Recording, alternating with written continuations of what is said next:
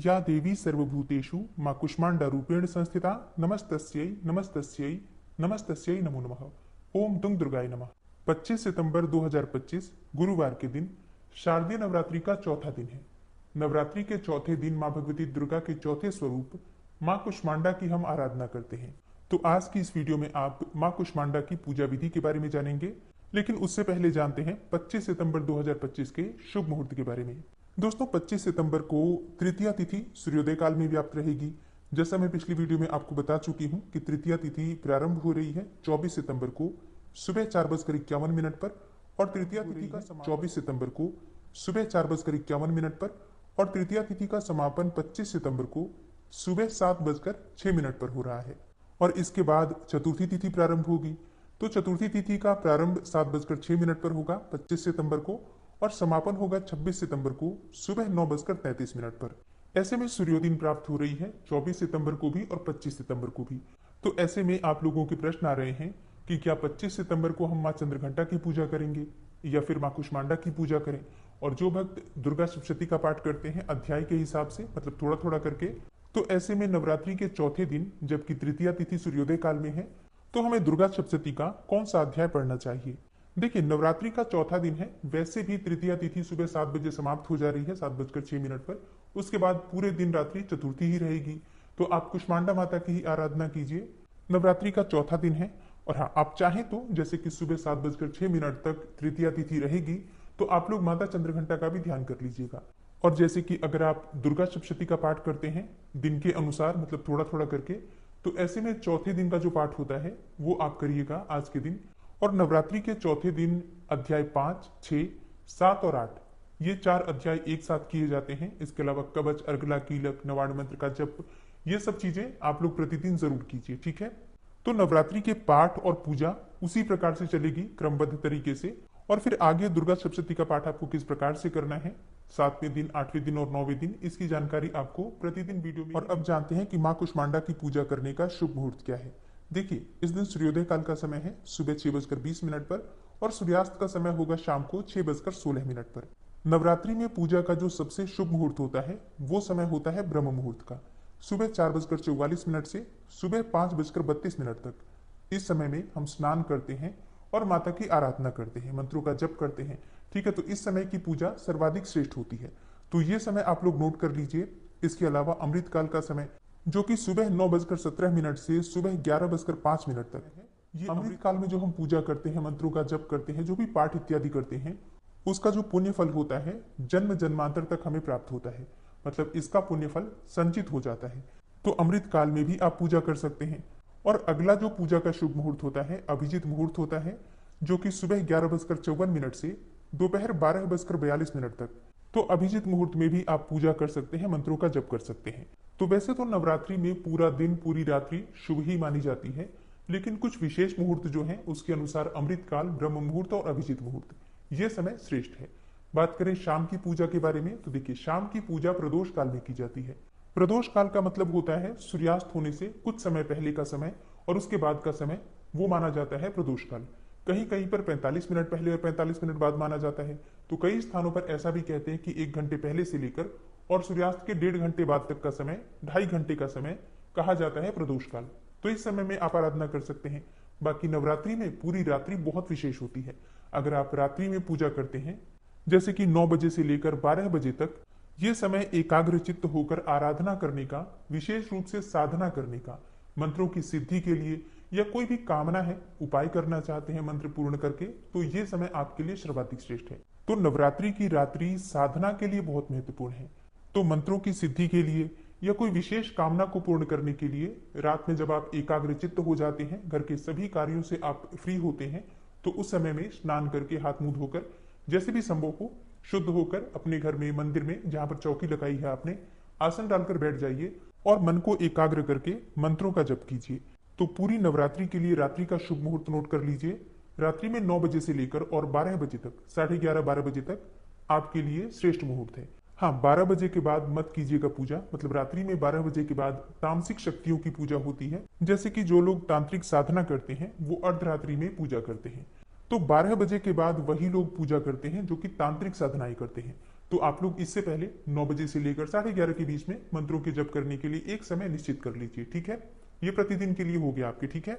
और 25 सितंबर को राहु काल का समय है दोपहर में 1:48 से दोपहर 3:17 तक। इस समय में कोई भी शुभ कार्य प्रारंभ नहीं करना है, लेकिन अगर आप पहले से कर रहे हैं तो बिल्कुल कर सकते हैं। चलिए अब जानते हैं माँ कुष्मांडा की पूजा नवरात्रि के चौथे दिन आपको किस प्रकार से करनी है। माँ का स्वरूप क्या है जिसका आपको ध्यान करना है, मंत्र क्या है जिसका आपको जप करना है, आज के दिन कौन सा भोग माँ को अर्पित करें जिससे कि माँ की कृपा हमें प्राप्त हो, और आज किस रंग के वस्त्र धारण करके माँ की आराधना करें, माँ को कौन सा पुष्प प्रिय है जिसे अर्पित करने से मन चाही कामना पूर्ण होती है, आज कौन सा उपाय करें, किस विधि से माँ की आराधना करें जिससे कि माँ प्रसन्न हो और हमें उनकी कृपा प्राप्त हो। तो इसके लिए आज विशेष क्या करना है, ये संपूर्ण जानकारी आपको आज की वीडियो में शेयर करूंगी। बहुत महत्वपूर्ण है आज की वीडियो, पूरा जरूर देखिए। और अगर वीडियो अच्छी लगे तो इसे लाइक भी जरूर कीजिए, क्योंकि आपके लाइक्स, आपके कमेंट्स मेरे लिए बहुत महत्वपूर्ण होते हैं। यही एकमात्र जरिया है जिनसे मुझे पता चलता है कि आपको ये वीडियो अच्छी लगती है और आपके लिए ये वीडियो उपयोगी है। तो अगर वीडियो अच्छी लगे तो लाइक तो जरूर ही किया कीजिए। और अब जानते हैं माँ कुष्मांडा की पूजा विधि के बारे में। तो सुबह जल्दी उठ जाइए, नित्य कर्मों से निवृत्त होकर स्नान कर लीजिए और स्नान करने के बाद साफ स्वच्छ वस्त्र धारण कर लीजिए। आज कौन से रंग के वस्त्र हमें धारण करने चाहिए, देखिए। माँ कुष्मांडा को प्रिय है नारंगी और हरा रंग। इनमें से कोई भी रंग धारण करके आप माँ की पूजा आराधना कर सकते हैं। और शुद्ध वस्त्र धारण करने के बाद अपने घर के मंदिर में आकर, जहां पर आपने चौकी स्थापित की है या फिर जहां पर माँ की आप पूजा कर रहे हैं, वहां पर आकर सभी देवी देवताओं को प्रणाम कीजिए। फिर उसके बाद शुद्ध आसन डालकर चौकी के पास बैठ जाइए। अब जो भी सामग्री आपने चौकी के पास माँ की पूजा से संबंधित रखी हुई है, सबका शुद्धिकरण कर लीजिए। तो शुद्धिकरण करने के लिए आप चाहे तो गंगा जल भी ले सकते हैं या फिर शुद्ध जल में भी आप माँ का ध्यान करते हुए और उसी जल से आप अपना शुद्धिकरण कर सकते हैं, सामग्रियों का शुद्धिकरण कर सकते हैं। आसपास पूजा स्थल पर चारों तरफ जल का छिड़काव करके स्थान का और खुद का पवित्रीकरण कर लीजिए। इसके बाद अपने सामने शुद्ध घी का एक दीपक प्रज्वलित कीजिए और अब आपकी पूजा प्रारंभ हो जाती है। तो सबसे पहले भगवान गणेश की पूजा आपको करना है।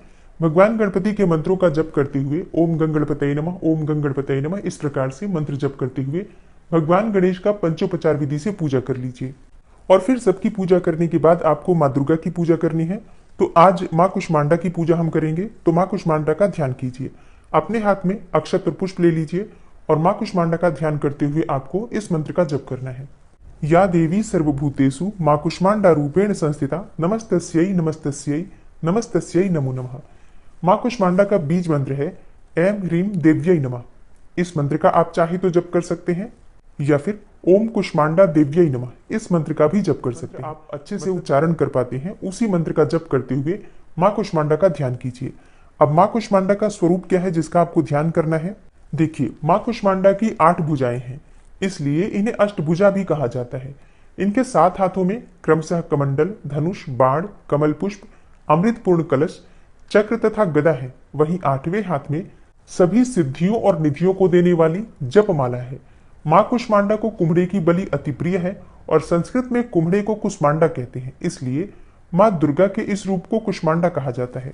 माँ कुष्मांडा के इसी स्वरूप का आपको ध्यान करना है और इसके बाद जो आपके हाथ में सामग्री है, अक्षत और पुष्प, माँ के चरणों में अर्पित कर दीजिए। इसके बाद धूप, दीप, अक्षत पुष्प इत्यादि जो भी सामग्री आपके पास उपलब्ध है, एक एक करके माँ को अर्पित कीजिए। माँ का प्रिय पुष्प है लाल गुड़हल या फिर गुलाब का पुष्प। और हाँ, एक और पुष्प है जो माँ को बहुत प्रिय है, वो है पीले कमल के पुष्प। तो अगर आपके पास उपलब्ध हो तो पीले कमल के पुष्प अर्पित कीजिए। कहा जाता है कि माँ को अगर पीले पुष्पों की माला अर्पित की जाती है तो माँ मन चाहा वरदान देती है। अब ये मिलना तो मुश्किल है, लेकिन अगर आपके पास है ऐसी सुविधा तो जरूर अर्पित कर सकते हैं। नहीं तो पीले गेंदे के पुष्पों की माला भी आप अर्पित कर सकते हैं। नवरात्रि के चौथे दिन माँ कुष्मांडा को मालपुए का भोग अर्पित किया जाता है या फिर आप हलवे का भोग लगा सकते हैं।